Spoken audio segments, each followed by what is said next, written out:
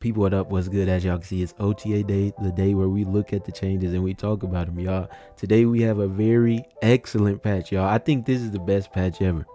I'm not gonna lie, y'all see our favorite saber-tooth tiger got buffed, y'all, and we gonna be talking about this, yo. So make sure y'all hit that like button, make sure y'all subscribe as well. We on the road to 3K subs. If y'all can help me get to 40 likes on this vid, I greatly appreciate it. And without further ado, let's get to talking about these cards. First card of the day, man. Big Zabu. He been trashed for a year. They said it's about time for him to return, people. So as we all, maybe you didn't even know. Maybe you didn't even know his old stats: 2 cost, 3 power on reveal until the end of next turn. Your 4 cost cards cost 1 less is now 1 cost, 2 power on reveal. Give each 4 cost card in your deck -1 cost. Come on, y'all. Come on, y'all. Now he's not in his OG form, right? He's not in his ongoing form. But y'all, I mean, this is just better, right? This is just much better. Obviously, you know, if you start with the 4 cost cards in your hand, that's gonna be a little bit tough. Or if you don't pull Zabu to a little bit later, that's also tough. But y'all, come on, man. Come on, man. It's about time, right? Obviously, every 4 cost card benefits from this. Everything, you know, all the way down to Wong, Mr. Negative, obviously Shannon and Kazar, right? Y'all might see me use some Rescue, you know what I'm saying? That Typhoid Mary, Atuma Scar type build with Crossbones. Come on, y'all. Come on, man. We needed this, people. Let's go ahead and read. Look, man. Look, man. Leave a like for our favorite Sabertooth, right? We know it's been a long wait to see an update to Zabu, and we hope you find this one satisfying. For quite some time, our intent was to use Activate to land on a new Zabu, but we couldn't find a design that hit the right mark between too weak and too strong with that ability. This version fuels some novel strategies internally, and we like how a 1 cost Zabu paired thematically with Shannon Kazar, so we're looking forward to seeing it in the wild. I'm happy, man. I'm happy. I don't know what y'all think. I don't know how y'all feel, but I'm happy. On top of that, you know, it obviously it fits with Kazar, making him cheaper, but also Kazar boosts him now to 3 power, even at 1 cost, right? Obviously, he can still get hit by Killmonger, so that's kind of tough. And the rare Electra, but his ability is on reveal, so as soon as you play him, you don't even got to worry about him no more. Yeah, this fantastic. Speaking of fantastic, nerf these Helidecks, man. Get this Cal out of here. Get this cow out of here, right? So we all knew they changed it to Activate, and it was an Activate discard 2 cards from your hand. They went ahead and gave it 1 more point of power, and now it's just discard a card from your hand. Y'all hella players, y'all hella scrubs, y'all have to think just a little bit now, right? Just a little bit now. He might get replaced with MODOK, and y'all might go back to that Invisible Woman MODOK cheese. But y'all, if y'all don't have MODOK, you gotta think just a little bit, right? Let's go ahead and read. The change from on reveal to Activate for Hellcow accomplished our goal of adding life to a card that had fallen out of use, but we overshot the mark with regard to its strength in Helidecks. Those decks have persisted at a play rate higher than we'd like, even though the win rates have been flat. That's cap. That's cap. I don't care what the analytics say. Every time I fight a Helideck, they get hella every single time. You know what I'm saying? Every single time.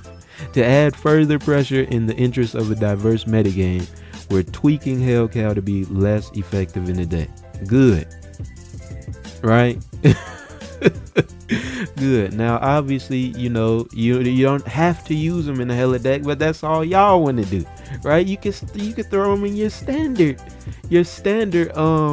right? Your standard discard deck, or some with, you know, Black Knight and stuff, right? Get that extra discard for Apocalypse. You know, on the last turn, let's say you MODOK, turn 5, get your swarms, play your swarms, activate Hellcow on turn 6, Apocalypse, get that extra +4 points, power up your Dracula like that. Why don't y'all use it like that, y'all? Why y'all only want to cheese out, right? But you can use them like that. I mean, obviously, discard, you're kind of limited to the discard card, so you know, I mean, you could maybe do something outside of that, but hey, man. Tone down the cow. I like it.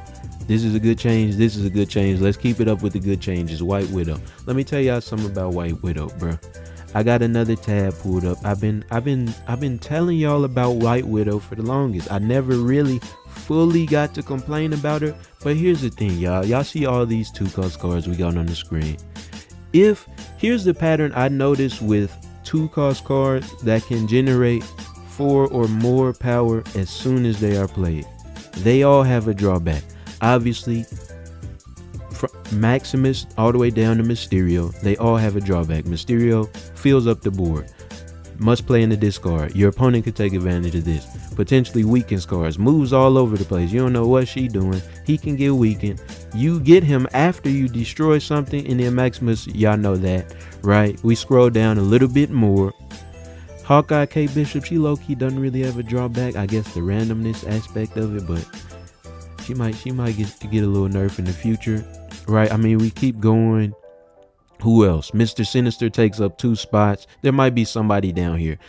I say all that to say, y'all, there was no reason for her to. First of all, she was basically a 2-cost 6 power card before she got nerfed the first time. Then she was a 2-cost 5 power card.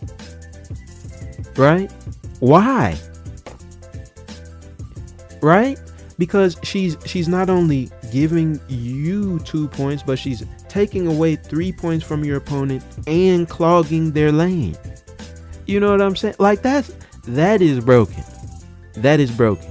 All things considered, what we just looked at, all things considered, y'all, she was out of hand, man. Nerf her. And that's exactly what they did. So that's why we can be happy today. So her new stats, her new ability for the Widow's Kiss in particular is 0 cost, -4 power. So she is a 2/6, but destroy this when your side of the location is full. So you can actually get around the clogging aspect of her. Granted, I mean, it's still cheap, especially if you're not able to fill up that lane, especially if they throw it in a some with Nebula Storm, that lockdown type stuff. But yeah, I like this better. I like this better. It is a little bit unfortunate taking away that ongoing because rare chance you're using a Spectrum deck, right? With Luke Cage and Spectrum, you can actually take advantage of the ongoing ability. Low key, this might be a little bit stronger. I might be tweaking, y'all. I might be tweaking because Luke Cage stopped the -4, didn't it? Now it doesn't. They might have buffed her by accident, y'all. Let's read. Damn, they got 2 paragraphs on them. Let's read, y'all. Buckle up.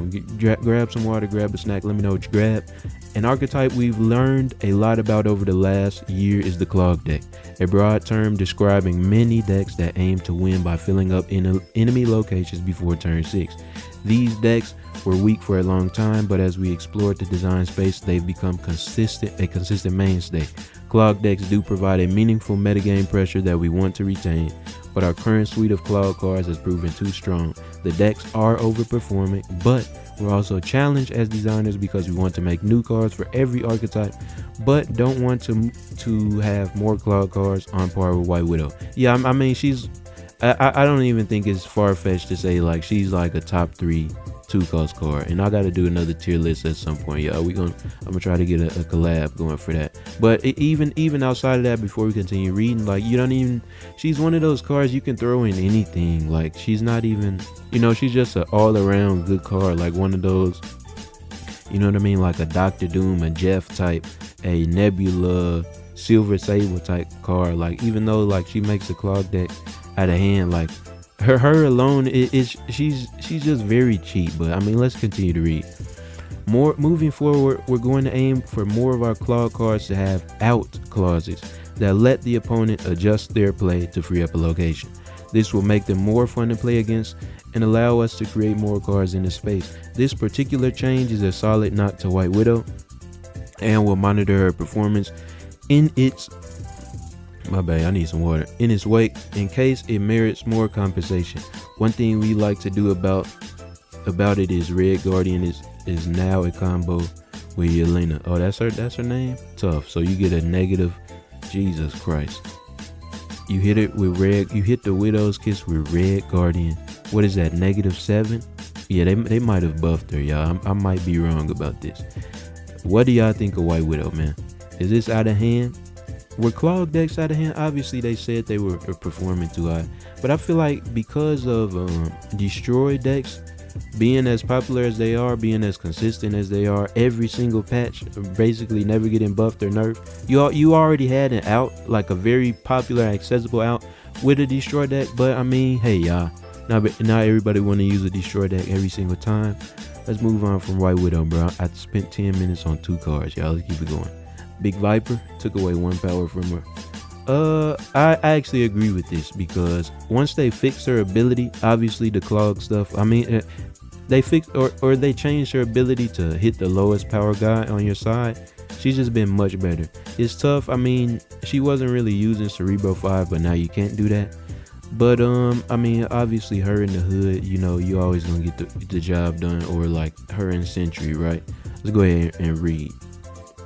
Similarly, our change to Viper has created a card that's very effective at its job, so we think that it could stand to lose a point of power. We could have reverted to the old effect. Nah, don't do that. That gave away a random card, but we think this design has ended up more fun for the Viper player by enough to justify solving with an adjustment to the power instead. Yeah, I mean, I agree. I mean, it's kind of, you know, they nerfed Nocturne like one point a few patches back. I feel like it, and a lot of people kind of, you know, don't really use Nocturne like that anymore. But I mean, I still like her. Obviously, Viper's still gonna be good, you know, for the simple fact that you're clogging, right? And the hood is already on a lot of different decks, right? So I mean, those two, you know, you always gonna get the job done. They low-key, they might have to nerf the hood, y'all. They might have to nerf the hood too. The demon, I feel like the demon could be 1-4, but that's neither here or there for this patch. Let's keep it going. So they got big wide body, Scream, and Fisk Tower. This is a lot, y'all. So the change no longer affects unrevealed cards. It makes sense considering what they did to all of the you know, the move cards initially outside of Juggernaut. I don't know why Juggernaut is different. Let's go ahead and read, right? Let's go ahead and read. We generally don't let things afflict unrevealed cards unless otherwise stated, but these cards in location weren't consistent with that philosophy. While Juggernaut specifies that he can move unrevealed cards, these in turn don't state that they can afflict unrevealed cards. It's important that we keep interactions consistent and predictable. If Kingpin can afflict unrevealed cards, then it gets confusing if Hazmat can't. Word. So I mean, the language on the cards made it a little bit more confusing, I see. While we could have maintained these as exceptions or even added more exceptions, that's a slippery slope that burdens players. We've been happy with holding a line on the game, ignoring unrevealed cards unless necessary for a specific function such as Juggernaut. One reason that it's much easier to visually track what happens to them and more consistent for implementing effects like visual effects. We hope this will help keep interactions in the game intuitive and consistent. And then alongside this, they went ahead and buffed Scream by 1 point because she's losing the interaction with Juggernaut, as I just read and as y'all can see right there. Makes sense, y'all. As far as like staying consistent with the game. Again, y'all, this new, like, I guess, what do you call, like, an anti-move, like a move you archetype is much better with the addition of Scream. So I think you'll still be fine. Like, you still got your Magneto into Kingpin, right? Your Spider-Man Miles Morales combo into like a Kraven lane. You're good, bro. Don't even worry about it. Let's keep it going. Grandmaster, this is very interesting, y'all, because we remember he used to be like 2-0 and now he's like 2-3 with the same ability. I don't know why they keep buffing him for. Let's read. Grandmaster is a really fun card to brew decks with, and it's been underperforming. That's a surprise to me. This extra power shouldn't put it over the top, but remove some of the downside of leaning into a card that has some situational hurdles to climb already. Y'all really, I mean, according to them, it's been underperforming. What do y'all think? Right? Like, I feel like every Darkhawk deck I see has a Grandmaster. Every Clog deck I see has a Grandmaster. Right? Like, I feel like he has his every or some Silver Surfer decks have Grandmaster to, you know, get 2 Surfers or 2 Iron Hearts or something like that. I feel like you know what I'm saying? I lost to Grandmaster plenty of times. I feel like I see him pretty frequently, but I guess not. What do y'all think? Is this change good? Is this change bad? Y'all let me know. We got Emperor Hulkling's ugly ass. Gave him one more point of power. I like it. I feel like, I mean, it's a cool concept, but it's just like, you know, why not just run the 6-cost card you're looking for? You know what or the 6-cost card you want instead of this dude, on top of him being like a pool 5 card.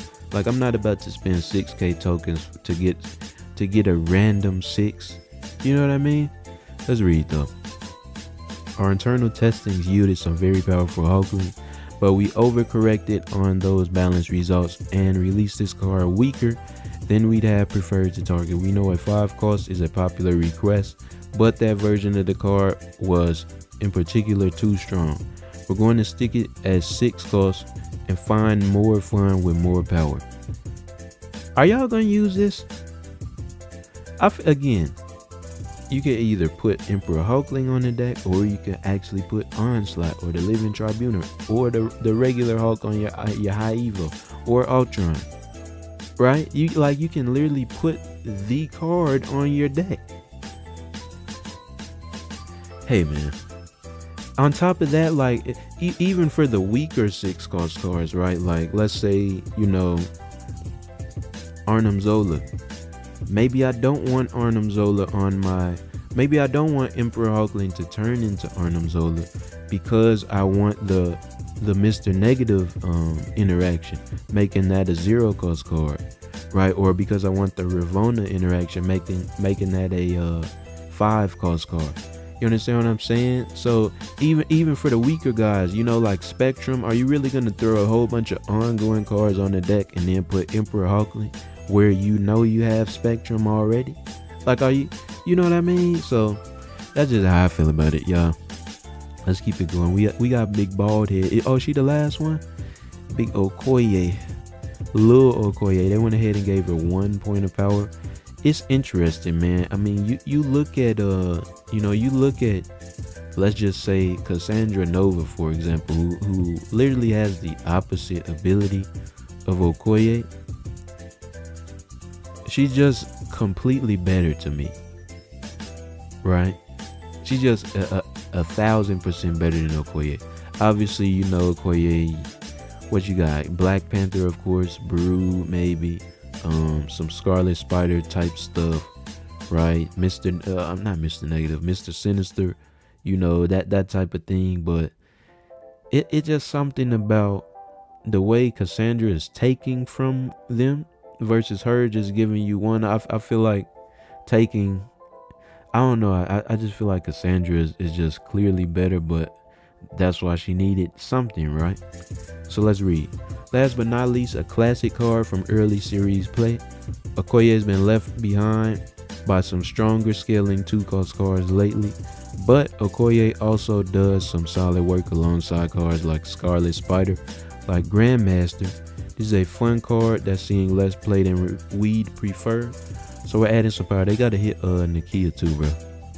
Get my African sisters up there, but yeah, y'all. I mean, that's gonna be the the whole balance patch. Very interesting patch. I really like this patch. Like I said, man, I'm excited to use this Zabu.